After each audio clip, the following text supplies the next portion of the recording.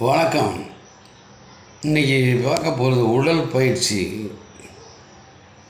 நடைப்பயிற்சி.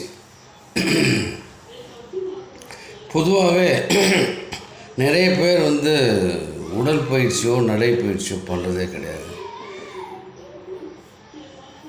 வேலைக்கு போகிறாங்க, வராங்க, சாப்பிட்றாங்க, தூங்குறாங்க, வேலைக்கு போகிறாங்க, வராங்க, சாப்பிட்றாங்க, தூங்குறாங்க, அப்படி தான் இருக்கிறாங்க.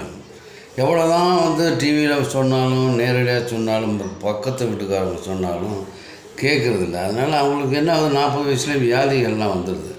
என்ன சொல்கிறான்னா, ஹார்வர்ட் பல்கலைக்கழகத்தில் டாக்டர் ஜாமின் லீ என்ன சொல்கிறான்னா, ஒரு நாளைக்கு 40-60 வயசுக்கு உள்ளவர்கள்லாம் 12,000 ஸ்டெப்ஸ் கண்டிப்பாக ஒரு நாளைக்கு நடக்கணுன்றாங்க. அதே மாதிரி பார்த்திங்கன்னா அட்லீஸ்ட் அரை மணி நேரம் சுறுசுறுப்பான வாக். இப்போது நான் 6 கிலோமீட்டர் நடக்க சொல்கிறாங்க. 6 கிலோமீட்டர் இந்த 60க்கு மேலே இருக்காங்க, 3 கிலோமீட்டர் நடந்தால் போகிறோம். சிறு சிறு உடல் பயிற்சி கண்டிப்பாக பண்ணுன்றான். கையை காலை யோகாவிலே 60 வயசுக்கு மேல் உள்ளவர்களுக்கு இன்னும் சில பயிற்சிகள் இருக்குது. கை கால் ஆட்டுறது, இடுப்பு அசைக்கிறது, அப்புறம் கொஞ்சம் மூச்சு பயிற்சி, அவ்வளோதான் போகிறோம். ஆனால் கண்டிப்பாக ஒரு 4000-லேருந்து 6000 ஸ்டெப்ஸாவது பெரியவர்கள் நடக்கணும். அது இதில் ஒரு உண்மை, இன்னொரு நல்ல உண்மை ஒன்று இருக்குது. உங்களுக்கு வசதியானது என்னன்னா, அவர் என்ன சொல்கிறாங்கன்னா, 6 கிலோமீட்டர் நடக்கணும் அப்படின்னா, இப்போ 60 வயசுக்குள்ளவர்கள் 20 வயசுலேருந்து தான் 6 கிலோமீட்டர். அது எப்படின்னா, ஒரு நாள் ஃபுல்லாகவே அந்த 6 கிலோமீட்டரையும் ஒரே அரை மணி நேரத்தில் பார்க்கில் நடத்துறதில்ல. ஒரு நாளைக்கு காலையிலேருந்து ராத்திரிக்குள்ளே 6 கிலோமீட்டர் நடந்துட்டால் போகும். அப்படின்னா என்ன அர்த்தம்? எல்லா இடத்துக்கும் நடந்து போகணும். அது பண்ணுறதே கிடையாது யாருமே.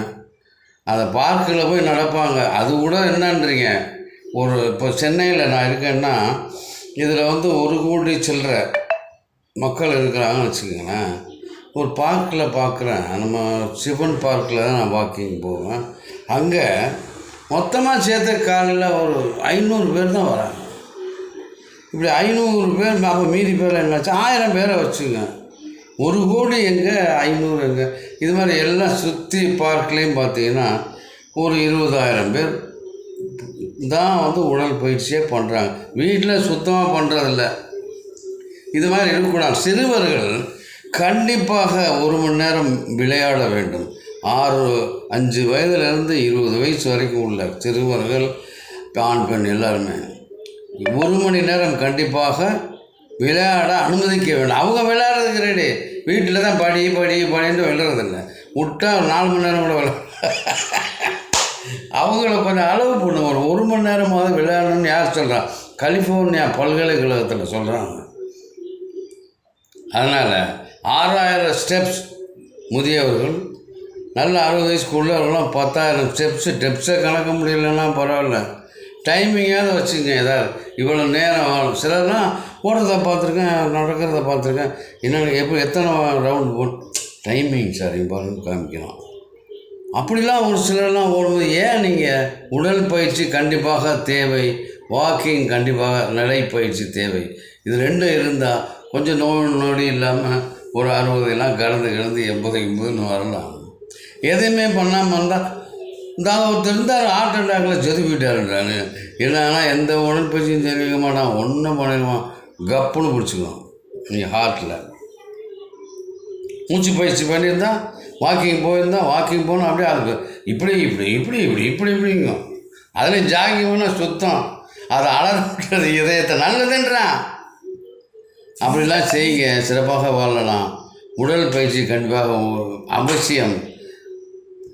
வாக்கிங் அதை விட, நடைப்பயிற்சி அதை விட முக்கியம். குழந்தைகளை விளையாட விடுங்க. இவ்வளோ தான் நான் 3 திங் தான். குழந்தைகளை 1 மணி நேரம் விளையாட விடுங்க. பள்ளிக்கூடம்லாம் இல்லைன்னா சுத்தம் விளையாண்டே இருக்கிற விடுங்க, சாப்பிட கூப்பிடுங்க. ஆனால் கண்காணிச்சுங்க, சரியான விளையாட்டு விளையாடுறாங்க. வாழ்க வளமுடன், சிறப்பாக வாழ்வீர்கள். கொஞ்சம் நம்ம கொஞ்ச நாள் ரொம்ப நாளைக்கு வாழ்வோம், ஒரு ஆசையில் சொல்கிறேன். வாழ்க, நன்றி.